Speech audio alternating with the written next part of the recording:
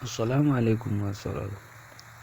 Barkanmu da sake kasancewa da ku a cikin wannan tasha ta mai albarka mai suna Arewa Online Media TV. To mai sauraro, idan wannan shine zuwanka wannan tasha mai albarka, ka daure ka danna alamar subscribe da alamar ƙararrawa domin haka shine zai baka damar samun daɗaɗɗen labaranmu da zarar mu ɗaura a kowane irin lokaci. To mai sauraro, a yau mun zo maka da labari ko kuma na cikakken bidiyo na yunƙurin juyin mulki, ƙarshen maganar yunƙurin juyin mulki a wannan ƙasa tamu ta Najeriya.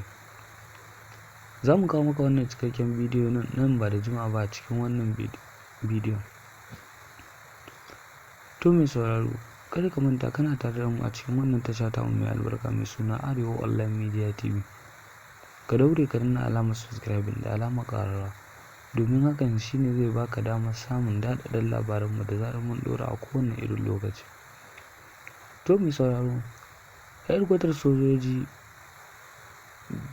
tare da haɗin gwiwar jami'an tsaro na ƙasa gabaki ɗaya sun yi taro sun ƙaryata batun juyin mulkin da ake yi a Najeriya, inda suka ce duka wannan maganganun da yake faruwa duka shaci faɗi ne.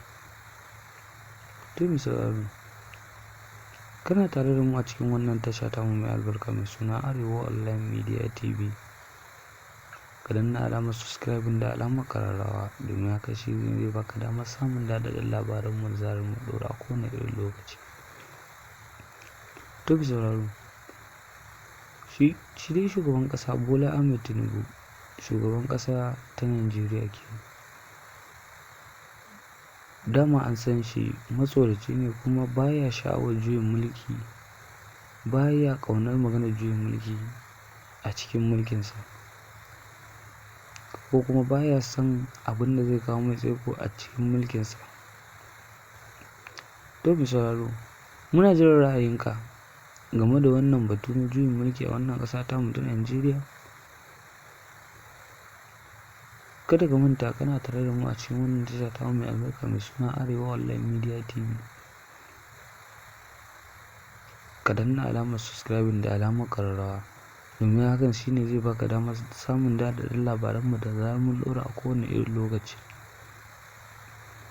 To mai sauraro, kada ka manta kana tare da wannan tasha tamu mai albarka mai suna Arewa Online Media TV.